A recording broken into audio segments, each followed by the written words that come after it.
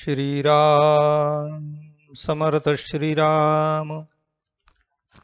शुका सारिखे पूर्ण वैराग्य जाचे, वशिष्ठा परिज्ञान योगेश्वराचे।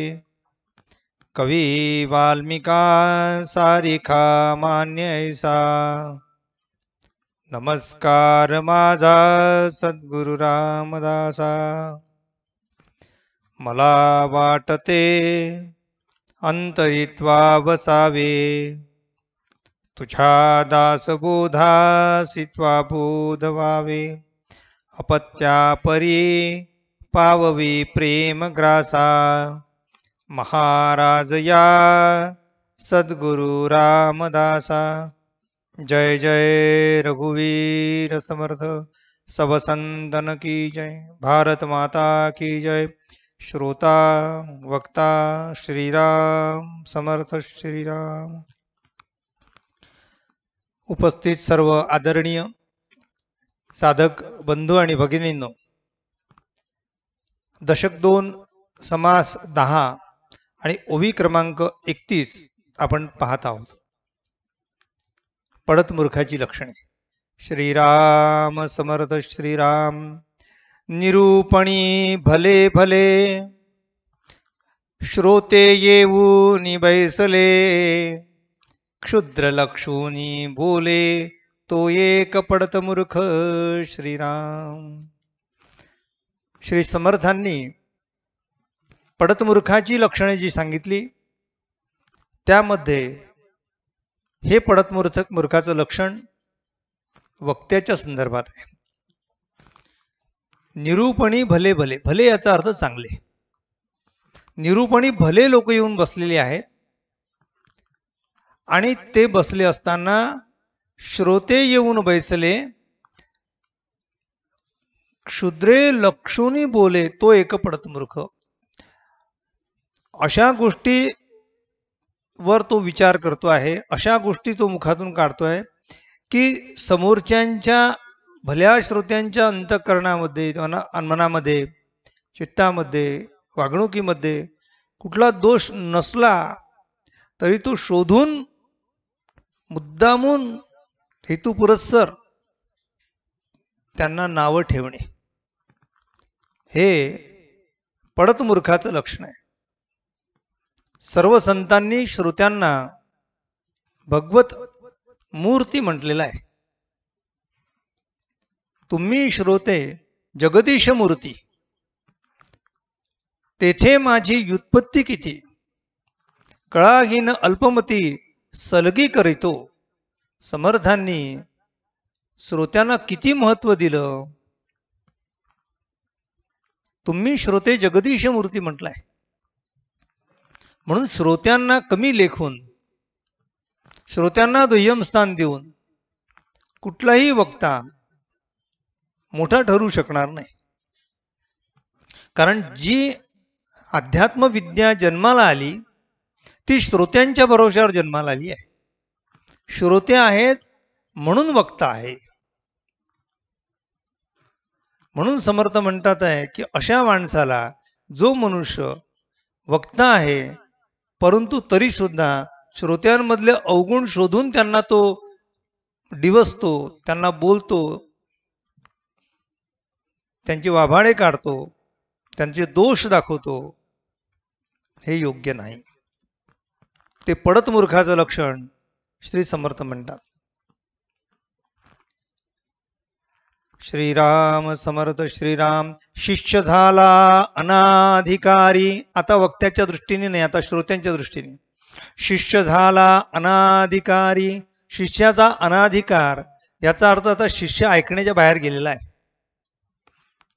तसं म्हटलं जाते की शिष्य जर असेल तर त्या शिष्याने गुरुची सगळी आज्ञा पालन करावी, पण सतत गुरुच्या सानिध्यात राहिल्यामुळे, सतत त्यांच्या संगतीला राहिल्यामुळे अतिपरिचयात अवज्ञा या वचनाप्रमाणे गुरुची तो अवज्ञा करू लागतो, तो अनाधिकारी होऊन जातो।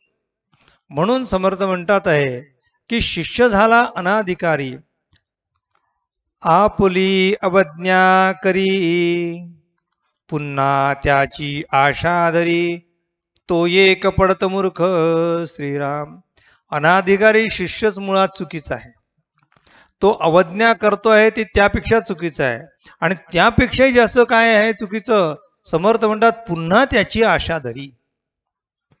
पुन्हा तो माझ्याजवळ येईल, माझं ऐकेल आणि मला मान देऊ लागेल असं त्या गुरुला वाटत असेल तर समर्थ म्हणतात तो एक पडत मूर्ख. न मानी त्यास शिकवू नये असं प्रसिद्ध वचन आहे. कोणाला सांगितल्या जाते, कोणाला ज्ञान दिल्या जाते, जो व्यक्ती ऐकत असेल त्याला. जो ऐकतच नाही त्याच्यामध्ये कधीच बदल होत नाही. असं म्हणतात घोड्याला पाण्याजवळ नेता येते पण त्याला पाणी पाजता येत नाही. पाणी पिण्याचं कार्य घोड्याला स्वतःला करावं लागते. जसं ते उदाहरण आहे तसं श्रोत्यांच्या बाबतीत सुद्धा आहे. श्रोत्यांना कार्यक्रमाला आणून बसवता येईल, ऐकण्यासाठी भाग पाडता येईल, आयोजन करताना उत्तम व्यवस्था करता येईल, पण वक्त्यांनी सांगितलेलं ते श्रोत्यांनी ग्रहण करणे ही जबाबदारी श्रोत्यांची आहे. श्रोत्यांनी ते ग्रहण करावं, आपल्या चित्तवृत्तीत बदल करून घ्यावा, आपण आनंद मिळवावा. तसंच समर्थ म्हणतात आहे की पुन्हा त्याची आशा धरी तो एक पडत मूर्ख. जो ऐकत नाही. किती वेळ सांगावं एखाद्याला, एकदा दोनदा तीनदा सोडून दिलं पाहिजे. अति सर्वत्र वर्जेत हे जे वचन आहे तर कुठल्याही बाबतीत अतिरेक टाळला पाहिजे. म्हणून गुरूंनी, वक्त्यांनी, शिक्षकांनी, अशा अधिकारी पुरुषांनी, समाजसुधारकांनी, कीर्तनकारांनी, प्रवचनकारांनी, वक्त्यांनी या गोष्टीची काळजी घ्यावी. कारण कोणाला सुधरवणे ही खरी मुळामध्ये कोणाचीच जबाबदारी नाही. कोण कोणाला सुधरू शकत नाही, कोणी कोणाला दुरुस्त करू शकत नाही. दुरुस्त जर व्हायचं असेल तर ज्याचं त्याला व्हावं लागते दुरुस्त. दुसरा दुरुस्त करण्यासाठी आला तर कदाचित बिघडण्याची शक्यता जास्त आहे. म्हणून त्यासाठी माझ्यात बदल व्हावा यासाठी आत्मकृपेची गरज आहे. ती आत्मकृपा व्हावं म्हणून प्रार्थना आहे. ती भगवंताची प्रार्थना एवढीच करावी की देवा माझ्यामध्ये असलेले जे दुर्गुण आहेत, ज्या वाईट गोष्टी आहेत त्या काढण्यासाठी तू मला शक्ती आणि सामर्थ्य दे. म्हणजे भगवंत तुमचे दुर्गुण दूर करणार नाही, तुम्ही तुमचे करू शकाल. पण मला शत्रू वाटले पाहिजे. माझ्यातले दुर्गुण हे मला शत्रू वाटत नाहीत तर त्याचे कधीच दुर्गुण दूर होऊ शकत नाही. माझ्या अंतःकरणात असलेले जे दुर्गुण आहेत ते मला जेव्हा शत्रू वाटू लागतात तेव्हा आपण त्या शत्रूला ज्याप्रमाणे दूर करतो तसे दुर्गुण आपण दूर करू. पण दुर्गुणांना जर आपण सद्गुण समजू लागलो, दुर्गुणांना जर जास्त महत्त्व प्राप्त करून दिलं, दुर्गुणांची जर किंमत वाढत गेली तर आपण त्या दुर्गुणावर प्रेम करू लागतो, जणू काही ते आपले मित्र आहेत. म्हणून वाईटाचा त्याग करता आला पाहिजे आणि चांगल्याचा स्वीकार करता आला पाहिजे. म्हणून समर्थांनी पुढे एक पडत मूर्खाचं लक्षण दिलं आहे. श्रीराम समर्थ श्रीराम. होत असता निरूपण देहास आले उणेपण क्रोधे करी शिणशिण तो एक पडत मूर्ख श्रीराम. श्रोते असता निरूपण. श्रोते होत असता निरूपण देहास आले उणेपण. समर्थांनी श्रोतास्तवनामध्ये, सभास्तवनामध्ये याचा उल्लेख केलेला आहे. समर्थ म्हणतात आहे की श्रोते जर एखाद्या कार्यक्रमाला येत असतील किंवा वक्ता सुद्धा येऊन बसत असेल तर त्याच्या देहाला उणेपण येऊ नये याची जबाबदारी त्यांनी स्वतः घेतली पाहिजे. नैसर्गिक गोष्टी असतील त्या सोडून द्याव्या. म्हणून प्रवचनाला बसताना कीर्तनाला येताना भरपूर पाणी पिऊन येणे,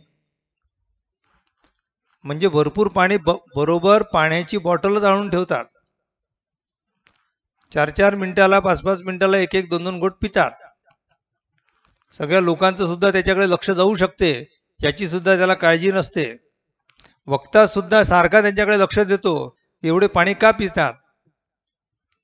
मग होते काय, 5 मिनिटं 10 मिनिटानंतर त्यांना लघुशंकेला जावे लागते.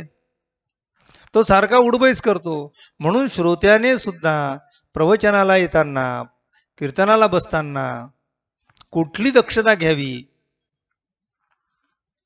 ते समर्थ सांगतात आहे. देहाचा आले उणेपण, याचा अर्थ देहधर्म आठवला. आता देहधर्म नैसर्गिक आहे, तुम्ही म्हणाल मी काय करू, पण त्याच्या अगोदर काही पूर्वतयारी जर असेल तर फार जेवून न बसणे, फार तेलकट तुपकट न खाणे, फार पाणी पिऊन न बसणे, इतकंच नाही तर भिंत, आरामाची जागा, वक्त्याला दिसणाऱ्या अशा ठिकाणी, अशाच ठिकाणी जाऊन जर बसले तर त्यांना तिथे भिंतीला टेकल्या तर ते लोक घोरायला लागतात. चटचटा चटक्या वाजती, डकडका डुलकिया देती. बर, हे कीर्तनकार हरिभक्त काय करतात, रे रे करती पोटासाठी, म्हणजे भगवंत दूरच आहे. म्हणून समर्थांनी दोन्ही दृष्टीने सांगितलं आहे की वक्त्यांनी सुद्धा ती दक्षता घ्यावी आणि श्रोत्यांनी सुद्धा ती दक्षता घ्यावी. त्या सभेमध्ये केवळ आदान प्रदान हे भगवत चिंतनाचं झालं पाहिजे, अध्यात्माचं ग्रहण झालं पाहिजे, तेच श्रवण झालं पाहिजे आणि ते एकाग्रतेने झालं पाहिजे. खूप साधकांचा आग्रह होता की अर्धा तास आम्हाला फार कमी वाटतो, तो अर्धा तासाचा 1 तास करावा. माझ्याही मनात आलं, मलाही कधी कधी मध्येच थांबावं लागते. तुमचं कधी कधी एखाद्या वेळेस फार चांगली लिंक लागली असते ऐकण्याची आणि मध्येच प्रवचन संपते, तो मध्येच एपिसोड जर संपला तर असं वाटते की आता ते काहीतरी अर्धवट झालं, म्हणून तो पुढे वाढवावा. असं अनेक ज्येष्ठ श्रेष्ठ साधकांची या ठिकाणी सूचना आली. पण मी विचार असा केला की ही कृती आपल्याला जर साधना म्हणून करायची आहे, श्रवण हे साधना म्हणून करायचं जर असेल तर साधनेला मर्यादा असावी. देहाला उणेपण येण्याच्या अगोदर सगळ्यांचीच एवढी क्षमता असेल श्रवणाची हे सांगता येत नाही. काही श्रोते नवीन असतात, काही साधक नवीन असतात. पहिल्यांदा सांगितलं की बा आज तुम्ही बसा, बैठक मांडा, पद्मासन घाला, हातात माळ घ्या आणि तुम्ही 100 माळी करून टाका. काय होईल, त्या 100 माळी होतील की नाही मला माहीतच नाही, पण त्यातली एक सुद्धा माळ व्यवस्थित भगवंतापर्यंत पोहोचणार नाही. भगवत नामाचं प्रेम वाढेल तेवढंच करावं आणि ते हळूहळू करावं. आम्ही जेव्हा व्यायाम करायला जात होतो तेव्हा पहिल्या दिवशी येणाऱ्या विद्यार्थ्याला आमचे उस्ताद सांगायचे की आज पहिल्या दिवशी भरपूर व्यायाम करू नको, आज 2 सूर्यनमस्कार मार, 5 दंड मार, 2-3 तास ते मुद्गल फिरो, 10 मिनिटच तू डंबेस फिरो, असं त्याला वेळ दिलेला असायचा. तेवढाच वेळ कर आणि असं करत करत तू 15 दिवस कर आणि 15 दिवसानंतर 16व्या दिवशी त्या 2चे 4 कर.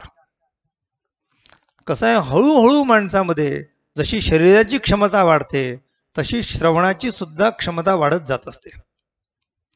पहिल्या वर्गातला विद्यार्थी यांचा टाइम टेबल वेगळा असतो, 10व्या वर्गातल्या विद्यार्थ्यांचा टाइम टेबल हा वेगळा असतो, कॉलेजच्या मुलांचा टाइम टेबल वेगळा असतो आणि जे कॉलेजच्या नंतर जे जास्तीचं शिक्षण घेतात म्हणजे डॉक्टरेट होतात त्यांना टायमिंगच नसतो. दिवसभर अभ्यास, रात्रंदिवस आम्हा अभ्यासाचा प्रसंग, त्याला वेळ नसतो. का नसतो? कारण त्याची क्षमता वाढत गेलेली असते. जशी जशी क्षमता वाढेल तर लहानपणी खेळाचे तास जास्त असतात आणि अभ्यासाचे तास कमी असतात. पुढे पुढे खेळाचे तास कमी होतात आणि अभ्यासाचे तास वाढत जातात. त्यांची जशी बौद्धिक क्षमता वाढते, श्रवणाची क्षमता वाढते, तसं तसं त्याला दिल्या जात असते. हे मानसशास्त्र आहे. म्हणून श्रोत्यांनी आणि वक्त्यांनी याची दक्षता घ्यावी. आम्हाला किती झेलता येते. काही लोकांचं जर प्रवचन करताना बसले तर ते लोक ऐकताना बसले तर ते 4-5 एपिसोड म्हणजे 4-5 प्रवचन निरूपण एकदम ऐकून घेतात. मागचे राहिले होते बा एकदम ऐकतात. आता काही ऐकल्या जातात, काही एखाद्या वेळेस दुर्लक्ष होऊ शकते. म्हणून आपल्या मनाची स्थिरता किती दिवस आहे, किती वेळ आहे, ती आपण आपली तपासावी आणि ती वाढवण्यासाठी प्रयत्न करावा. अनेक साधकांनी मला फोनवर मेसेजवर कितीदा तरी सांगितलंय की मागे आम्ही 2-4 दिवस झाले ऐकलं नव्हतं, आज मी मागचा एक आढळला, मला आनंद वाटला. रोज आम्ही एकच्या जागेवर आता 2 आम्ही प्रवचन ऐकतो आहोत. सलग 2-2 ऐकल्यानंतर आम्हाला वेगळा आनंद मिळतो आहे. आणि मी आता पुढचे तर ऐकतेच आहे, पण मागचे सुद्धा धरून ऐकते आहे. याचा अर्थ काय? त्या वक्त्या त्या श्रोत्याची श्रवण क्षमता वाढलेली आहे. त्याला त्याच्यात रस वाटू लागलेला आहे. जेव्हा रस वाटतो तेव्हा ते जड जात नाही. जेव्हा आपल्याला रस वाटत नाही तेव्हा ते 10 मिनिटं काय 5 मिनिटं सुद्धा भाषण लोकांचं नकोसं होते. म्हणून समर्थ म्हणतात, देहाचा आले उणेपण क्रोधे करी शिण शिण, तो एक पडत मूर्ख. श्रीराम समर्थ श्रीराम. भरो न वैभवाचे भरी सद्गुरूची उपेक्षा करी, गुरु परंपरा चोरी तो एक पडत मूर्ख. श्रीराम. भरो न वैभवाचे भरी. पहिल्यांदा शिष्य जो असतो तो वैभव संपन्न नसतो. आता दोन्ही दृष्टीने आपण विचार करू. एक दृष्टी आहे वैभव या शब्दाचा अर्थ ऐहिक सुख, श्रीमंती, पैसा, श्रेष्ठत्व, मान सन्मान, वैभव. दुसऱ्या दृष्टीने ज्ञानाची क्षमता वाढली की तो ज्ञानी होऊ लागतो. त्या ज्ञानाचंही वैभव असते. जसं धनाचं वैभव आहे तसं ज्ञानाचं वैभव आहे. तर समर्थ म्हणतात आहे, भरोन वैभवाचे भरी. आता मला ज्ञान आलं हे एक वैभव आहे, आणि आता माझ्याकडे श्रीमंती आली, आता मला कोणाची काय गरज आहे ऐकायची, सगळं माझ्याकडे आहे. सर्वे गुणा कांचनम आश्रयंती. सगळे गुण जसे कांचनाच्या आश्रयाला जातात, श्रीमंतीच्या आश्रयाला जातात, तशी गोष्ट होते. आणि मग तो गुरुला मानत नाही, गुरुची उपेक्षा करी. गुरुवर तो बोट ठेवतो. हा, इथे असं नव्हतं पाहिजे, इथे ते पाहिजे होतं, याच्याऐवजी हे केलं असतं ना तर अधिक चांगलं झालं असतं. बरं बाबा, गुरुनी तेच अगोदर कधी सांगितलं आहे तुम्हाला, आता ते तुम्ही पुढे चालवा की गुरुला तिथे शिकवायचं आहे. काना मागून आला आणि तिखट झाला अशी अवस्था होऊन जाते. म्हणून गुरुला शिकवणे की गुरुकडून शिकणे. इथे म्हणतात आहे गुरुची उपेक्षा करी. एक तर तो गुरुला मानतच नाही, गुरुला गुरुच मानत नाही, का याच्याकडचं सगळं मी घेतलेलं आहे. म्हणून असं म्हणतात, कुस्ती शिकवणारे लोक एक डाव राखून ठेवतात, त्याला गुरुचा डाव म्हणतात. तो राखून ठेवला असला की तो कधी जर आपल्यावर पुन्हा आपल्यावर म्हणलं की आता मी तुझ्यावर कुस्ती खेळायला तयार आहे, गुरुवर जर त्यांनी मांडी ठोकली, दंड थापटला, तर गुरु सांगेल की आता माझा एक डाव बाकी राहिला होता, तो आता तुला शिकवतो कसा आहे. सांगण्याचा अर्थ, म्हणून गुरु सर्व देत नाही शिष्याला. म्हणून गुरु सुद्धा पारखून करावा आणि शिष्य सुद्धा तो योग्य असावा. ऐक शिष्या सावधान. म्हणून शिष्याला सावध केलेला आहे की खरा शिष्य कोण आहे. जो सद्गुरूवर पूर्ण विश्वास ठेवतो तो आहे. ऐक शिष्य सद्गुरूचे मुख्य शिष्याचे लक्षण.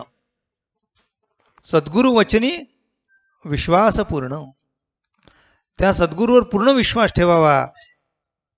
आमचे दादा सांगत असत की जर असं काही शिष्याच्या लक्षात आलं की इथे गुरुची चूक झालेली आहे आणि ते शिष्याच्या लक्षात आलेलं आहे, तर शिष्याने हे लक्षात ठेवलं पाहिजे, ही गुरु चुकलेली नाही, आम्ही बरोबर आहे की नाही हे तपासण्यासाठी गुरुनी ही माया केलेली आहे.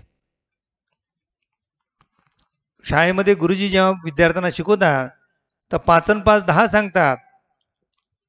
आणि 10 आणि 5 15 म्हणतात आणि 15 आणि 5 25 म्हणतात. मग विद्यार्थी एवढा सर 15 आणि 5 25 होत नाही, 15 आणि 5 20 होतात. आता गुरुजी चुकले होते का? गुरुजी चुकले नव्हते, विद्यार्थ्यांचं ज्ञान तपासायचं होतं. म्हणून गुरूंमध्ये एखादी गोष्ट जर चूक झाली असेल तर शिष्याने अगोदर गुरुजीने आपल्याला असं सांगितलं होतं, ते बरोबर होतं. ही गुरुजी आपल्यासाठी लीला करतात आहे, एवढी श्रद्धा आपल्या गुरूंवर ठेवता आली पाहिजे. मला गंमत सांगितली, खरंच सांगतो, आमच्या शेजारच्या मुली आहेत लहान लहान छोट्या छोट्या, त्या बालवाडीत जातात आणि आमच्या आजूबाजूला सगळे शिकलेले जे लोक आहेत ते ग्रॅज्युएट पोस्ट ग्रॅज्युएट आहेत. कशाला? किंबहुना त्यांचे आई वडील ग्रॅज्युएट पोस्ट ग्रॅज्युएट आहेत. ज्या बाई तिला शिकवतात त्या बाईकडनं जर एखादी चूक झाली असेल तर त्या मुलीची इतकी श्रद्धा असते, आई बरोबर सांगते आहे, पण आईला सांगते आई तुझं बरोबर नाही, आमच्या बाई सांगतात ते बरोबर आहे. म्हणजे आपल्या बाईंनी शिकवलेलं आहे ते किती बरोबर आहे की त्याच्यापेक्षा जास्त शिकलेला कोणी येऊन सांगत असेल तरी त्याला मानत नाही. ते याचं नाव आहे सद्गुरु वचनी विश्वास पूर्ण. सद्गुरूवर पूर्ण विश्वास ठेवा, हळूहळू होईल बदल, तुमच्याही लक्षात येईल. म्हणून ते गुरुची चूक न काढता शिष्याने दुरुस्त व्हावं, गुरुला दुरुस्त करण्याच्या भानगडीत पडू नये. हे एका कलेच्या बाबतीत नाही, सगळ्या कलेंच्या बाबतीत झालेलं आहे. श्रीराम समर्थ श्रीराम. ज्ञान बोलो न करी स्वार्थ, कृपणा ऐसे साची अर्थ. अर्थासाठी लाभी परमार्थ, तो एक पडत मूर्ख. श्रीराम. आध्यात्मिक कार्य करणाऱ्या सर्व लोकांना, सर्व अधिकाऱ्यांना समर्थांनी ही सूचनाच दिलेली आहे की आपण पडतमूर्ख राहू नये, आपल्यामध्ये पडतमूर्खाचं ज्ञान प्राप्त होऊ नये, पडतमूर्खाचे आपल्याला शिक्का मारून मारल्या जाऊ नये. म्हणून आम्ही अध्यात्म करत असताना आम्ही काय केलं पाहिजे की अर्थासाठी परमार्थ करायचा नाही. अर्थासाठी परमार्थ या शब्दाचा अर्थ असा की अर्थ करत असताना पैसा कमवण्यासाठी पैसा कमवा, पण आध्यात्मिक कार्य करत असताना आम्ही पैशाला स्पर्श करू नये किंवा पैशासाठी अध्यात्म सांगू नये. म्हणून समर्थांनी इथे सांगितलं आहे कृपणा ऐसे साची अर्थ. पडतमूर्ख कोण आहे? कृपण मनुष्य ज्याप्रमाणे पैसा जमा करतो, कृपण म्हणजे कंजूस, कंजूसासारखा पैसा जमा करतो. आणि सगळ्यात मोठा कंजूस कोण आहे? हो, मरेपर्यंत पैसा खर्च करत नाही तो कंजूस. तो साधन आहे म्हणून जो जमा करतो आणि ते शेवटी सगळं साधन पुढच्या पिढीला तो हस्तांतरित करतो, सर्वात मोठा कंजूस आहे. म्हणून समर्थ म्हणतात आहे अर्थासाठी लावी परमार्थ. अर्थ प्राप्त करण्यासाठी आपण अर्थाचंच कार्य करावं. परमार्थाच्या माध्यमातून आम्ही अर्थार्जन जर विचार केला तर तुम्ही भगवंतापर्यंत पोहोचणार नाही. अर्थ मिळेल, अर्थ मिळण्याला हरकत नाही, कारण काहीही केलं तर पैसा मिळतो, काहीही केलं तरी पैसा मिळतो. काही लोक काहीही नाही केलं तरी त्यांना पैसा मिळतो. म्हणून पैसा मिळवण्यासाठी सगळे कामं करावी, त्याला काम्यकर्म असं आम्ही म्हटलं आहे. पण परमार्थ हा काम्यकर्मामध्ये मोडू नये. जर आम्हाला कोणी जर काही गुरुदक्षिणा म्हणून जर दिली असेल तर तो भगवंताचा प्रसाद म्हणून त्यांनी स्वीकारावा. तो कीर्तनकार असेल किंवा प्रवचनकार असेल किंवा अजून कुठलाही अधिकारी असेल, जर कोणी आम्हाला धन दिलं, आरतीमध्ये आलेले पैसे, लोक म्हणतात हे कीर्तनकारांचे असतात. म्हणून येणारे श्रोते सुद्धा इतके म्हणजे हे असतात की पैसा टाकताना एकच टाकतील. जसं ₹1.25 दक्षिणा ते पंचांगावर ठेवतात, त्याच्यापेक्षा जास्त त्याचा मान आहे म्हणतात, तसं त्या ताटामध्ये ₹1 8 आणे 4 आणे याचा मान असतो. ते ताट वाजलं तर आपल्याला कृपा प्राप्त झाली असं समजतात. काय लोकांचे कशाचे तर्क काढले आणि काय माहिती आहे, ताट वाजवून टाकतात. अजून काय सांगायचं? म्हणजे मी टाकले हे बुवाला दिसलं पाहिजे पैसे,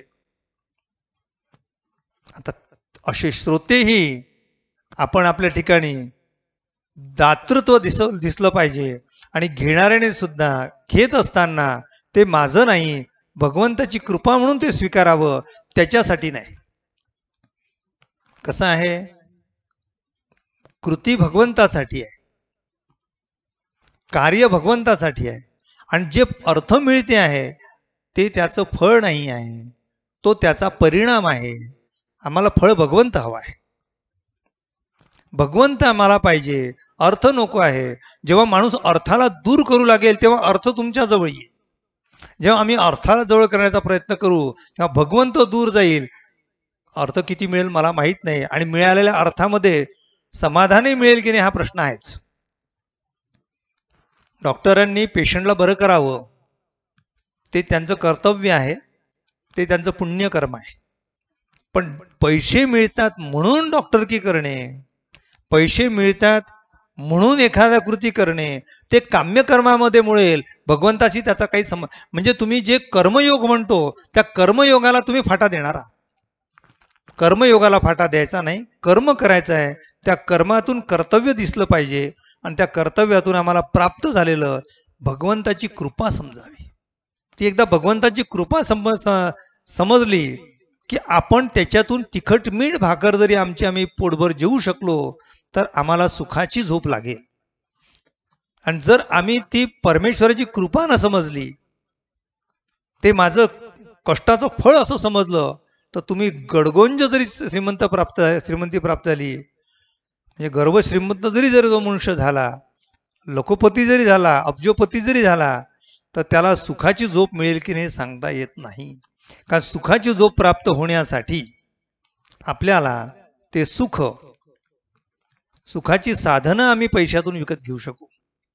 म्हणून सुखाची साधनं आम्ही जमा करण्यापेक्षा भगवंताला जमा करा, भगवंताला मिळवा. भगवंताला प्राप्त केलं की त्याच्याबरोबर सर्व येते. तुम्ही सुगंधाला पकडण्याचा प्रयत्न केला तर सुगंध तुमच्याजवळ येणार नाही. तुम्ही फुलाला जवळ घेतलं तर सुगंध जायची गरज नाही, सुगंध तुमच्या जवळच येईल. तसं भगवंत आम्ही पकडला, भगवंताला आम्ही आमच्या जवळ केलं की त्याच्याबरोबर त्याचा सुगंध, याचा अर्थ ते सुख मिळणारच आहे. पण सुखाची कामना करू नये, भगवंताची कामना करावी. भगवंताच्या कृपेची कामना करू नये, भगवंताची कामना करावी. आम्हाला भगवंत हवा आहे, आम्हाला नुसती भगवंताची कृपा नको आहे. कृपेने सुख प्राप्त होईल, भगवंत प्राप्त होणार नाही. आणि साधक असो की सिद्ध असो, त्या सर्वांना भगवंताची केवळ लीला नको, भगवंताची नुसती कृपा नको, नुसते भगवंताचे आशीर्वाद नको, तर भगवंत हवा आहे. तेरे बिना रहा न जाय, अशी अवस्था झाली पाहिजे. जशी एखाद्या प्रेमिकेला प्रियकर भेटत नाही तोपर्यंत ती शांत नसते, त्या प्रियकराने किती कृपा करून तिला सगळे वाटेल ते वस्तू दिल्या तरी सुद्धा त्या वस्तूमध्ये ती फार रमणार नाही. ती तेव्हा समाधानी होईल जेव्हा तिला तिचा प्रियकर मिळेल. त्याप्रमाणे आपला प्रियकर म्हणजे आपला भगवंत आहे, तो भेटला की त्याच्याबरोबर सर्व सुख प्राप्त होतील. आणि म्हणून समर्थांनी म्हटलंय, अर्थासाठी लावी परमार्थ.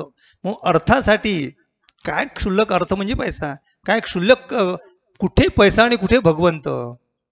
म्हणून अर्थासाठी परमार्थ लावणारा पडत मूर्ख आहे, इतकं समर्थ सांगतात आहे. श्रीराम समर्थ श्रीराम. वर्तल्या विण शिकवी, स्वतः करत नाही आणि शिकवण्याचा प्रयत्न करतो. याचा प्रयत्न आपण विचार खूपदा केलेला आहे. ब्रह्मज्ञान लावणी लावी, पराधीन गोसावी, तो एक पडत मूर्ख श्रीराम.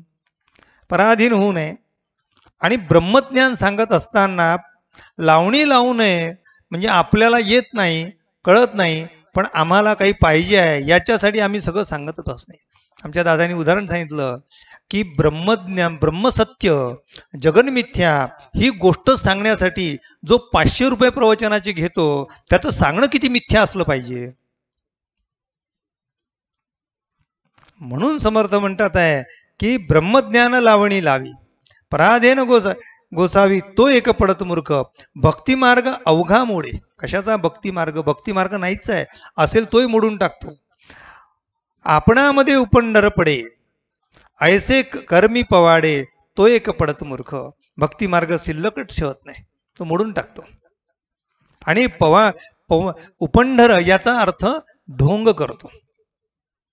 ढोंगी मनुष्य, किती वेळ सांगावं, ढोंगी मनुष्य कोणालाच नको असतो.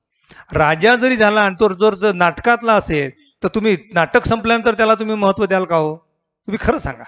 त्या नाटकामध्ये त्या राजाची आपण किंमत करू का? कारण तो अभिनय करतोय म्हणून तिथपर्यंत किंमत, कारण ती शेवटी कला. मग कलेला महत्व आहे. कला असे मानवाचे भूषण. आमचे राष्ट्रसंत तुकडोजी महाराज म्हणतात ते कला मानवाला भूषण आहे. कला कुठपर्यंत आहे? इहलोकापर्यंत. परगोलोकात कलेचा संबंध नाही आहे.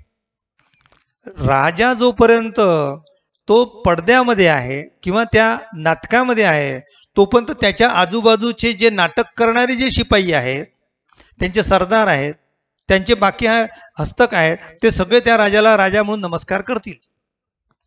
पण नाटक संपलं, नाटकातून उतरला की तो जो शिपाई आहे तो सुद्धा त्या राजाला म्हणेल की जरा माझ्यासाठी चहाचा कप घेऊन ये, कारण त्याचं नाटक संपलेलं आहे.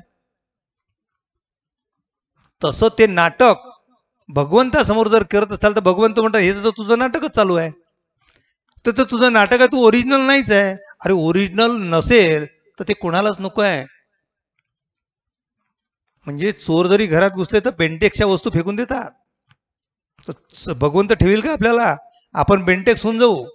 जर भक्ती नाही केली तर त्या त्या त्या म्हणजे अलंकाराप्रमाणे होईल. स्त्रियांना आतमध्ये वस्तू म्हणजे पितळाची असेल आणि वरून जर मुलामा जर समजा सोन्याचा आणून दिला आणि मी तुझ्यासाठी तुझ्या वाढदिवसाला ही वस्तू आणून दिली आहे, घे बाई, असं म्हटलं, तिच्या जर लक्षात आलं की ओरिजिनल सोनं नाही आहे, याच्यावर नुसता मुलामा आहे, तर ती सुद्धा नवऱ्याला म्हणेल पाहिलं मी तुमचं प्रेम किती आहे. तसं भगवंत म्हणेल तू हे सगळं करतोय पण हे उपंढरपणे करतोय, नाटक करतोय, ढोंग करतोय, ते ढोंगी माणूस मला नको आहे. जर सामान्य माणसाला ढोंगी माणूस चालत नाही तर भगवंताला कसा चालेल हो? म्हणून भगवंताला फसवण्याचा विचार करू नका. भगवंताला फसवण्याचा विचार केला तर भगवंत तुमच्यापेक्षा महाठक आहे.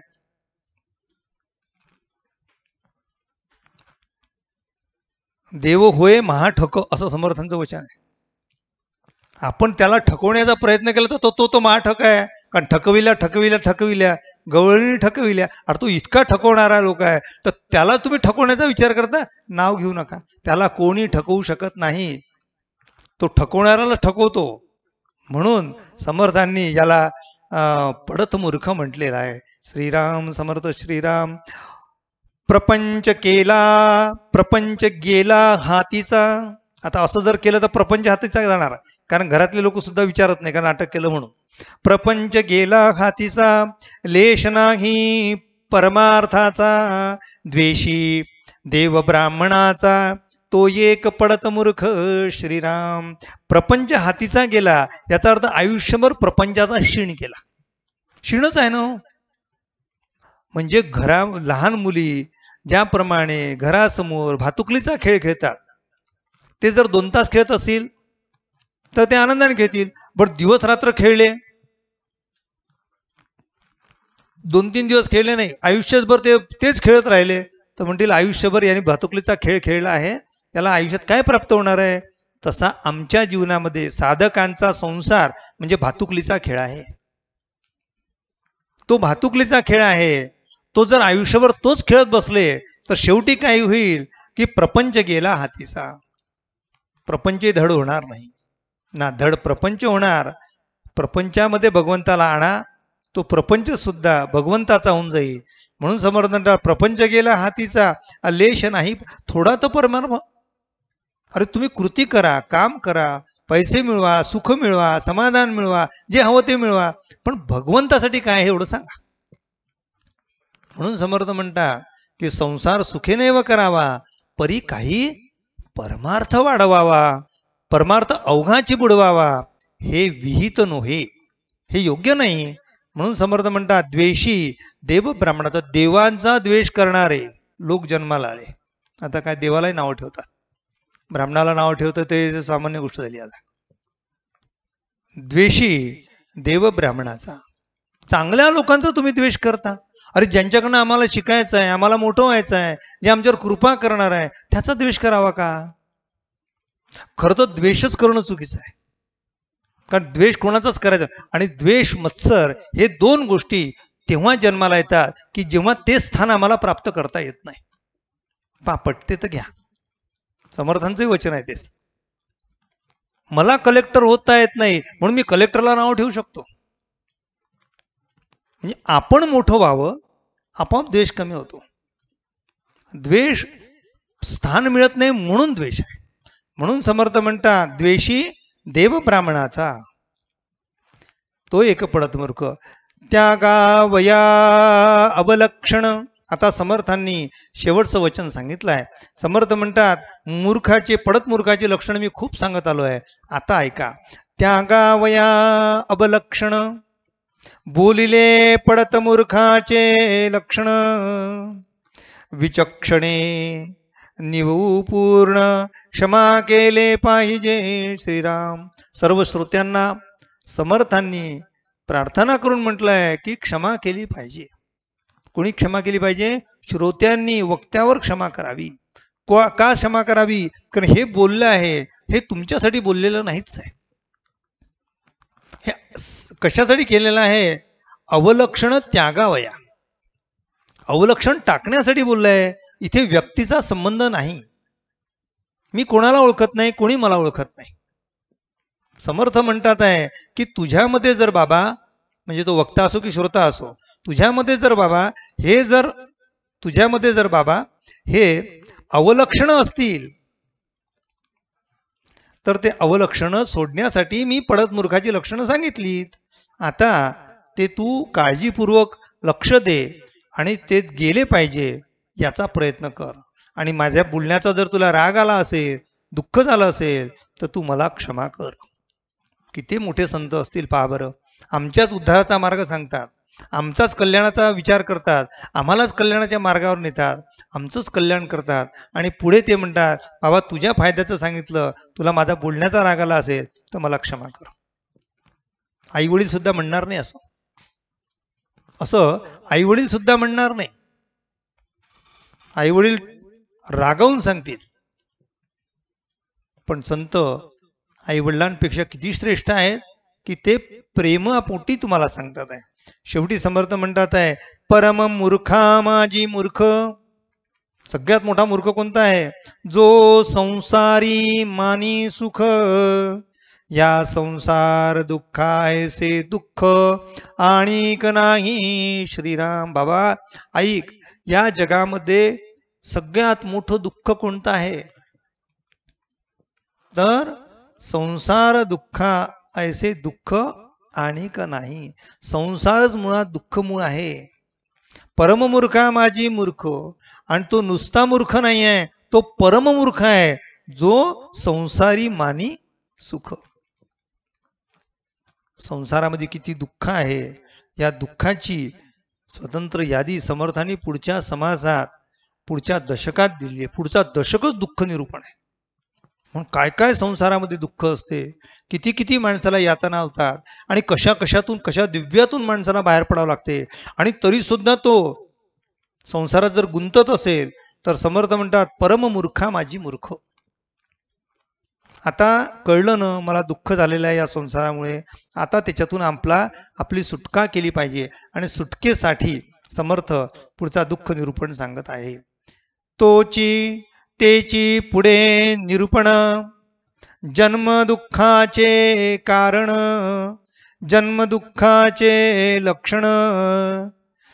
गर्भवास हा दारुण, पुढे निरोपला. श्रीराम. समर्थ म्हणतात जन्म हे दुःखाचं लक्षण आहे आणि गर्भवास त्यामुळे झालेला आहे. त्या गर्भवासाचं काय दुःख आहे? जन्म दुःखाचे लक्षण. गर्भवास हा दारुण. दारुण म्हणजे अत्यंत, म्हणजे दुःखामधला दुःख कोणता? तर आपला गर्भवास आहे. म्हणून पुनरपी जन्म नको देवा, त्या गर्भवासाच्या दुःख नको याची प्रार्थना सगळ्या संतांनी, सगळ्या जीवांनी, सगळ्यांनी केली आहे. आम्ही म्हणतो की आम्हाला पुन्हा जन्म नको, पण खरंच दुःख किती असते याचा संबंध पुढच्या समासामध्ये आपण पाहणार आहोत. इति श्री दासबोधे गुरु शिष्य संवादे पडत मूर्ख लक्षण निरूपण नाम समास दशम. श्रीराम श्रीराम समर्थ श्रीराम. यानंतर आज आनंदाची गोष्ट अशी की दशक 2 आज आपण समर्थांच्या कृपेने, सद्गुरूच्या कृपेने, ईश्वराच्या आशीर्वादाने आपण संपन्न केला आहे, पूर्ण केलेला आहे. आता पुढचा दशक 3 आपण उद्यापासून प्रारंभ करत आहोत. आपल्या सर्वांच्या हृदयस्थ असलेल्या परमेश्वराला प्रार्थना करतो की हा पुढचाही दशक तुमच्या कृपेने, तुमच्या उपस्थितीने तो पूर्ण व्हावा. कारण तुम्ही श्रोते जगतीशी मूर्ती, तुम्ही जर नसाल तर हा प्रपंच नाही होऊ शकणार. हा आध्यात्मिक कार्य होण्यासाठी या आध्यात्मिक कार्याला तुमच्या सगळ्यांच्या उपस्थितीची गरज आहे. आणि म्हणून ग्रंथ वाचन करा, मूळ ग्रंथ वाचा, त्याचा अर्थ वाचा. पण हे सगळं करत असताना आपली उपासना म्हणून अर्धा तास वेळ दिवसातून काढा. तुम्ही स्वतः काढा. जेव्हा तुम्हाला त्याची गोडी लागू लागेल तेव्हा तुम्ही इतरांना गोडी लावण्याचा प्रयत्न करा. आपण तरला नव्हे ते नवलं, दुसऱ्याचं तारिलं तोची धन्य. राहिलेला भाग पुढच्या प्रवचनात पाहू. यानंतर झाले साधनाचे फळ इथून वाचावं आणि हा वाचन झाल्यानंतर पुढच्या समासाची एक उभी घेऊन आपण पुढचा समास सुरू करावा. दशक 3 आणि समास 1, ओवी क्रमांक 1. श्रीराम समर्थ. दशक 3 सगुण परीक्षा याचा आरंभ आपण करत आहोत. श्रीराम समर्थ श्रीराम. जन्म दुःखाचा अंकुर, जन्म शोकाचा सागर, जन्म भयाचा डोंगर, चळेना ऐसा श्रीराम. निरूपण उद्याच्या प्रवचनात. आपल्या सर्वांच्या हृदयस्थ असलेल्या परमेश्वराला विनम्र अभिवादन. जय जय रघुवीर समर्थ. उपासनेला दृढ चालवावे, भूदेव संतासी सदा नमावे. सत्कर्म योगे वय घालवावे, सर्वामुखी मंगल बोलवावे. जय जय रघुवीर समर्थ. सब संतन की जय. भारत माता की जय. श्रोता वक्ता श्रीराम समर्थ श्रीराम.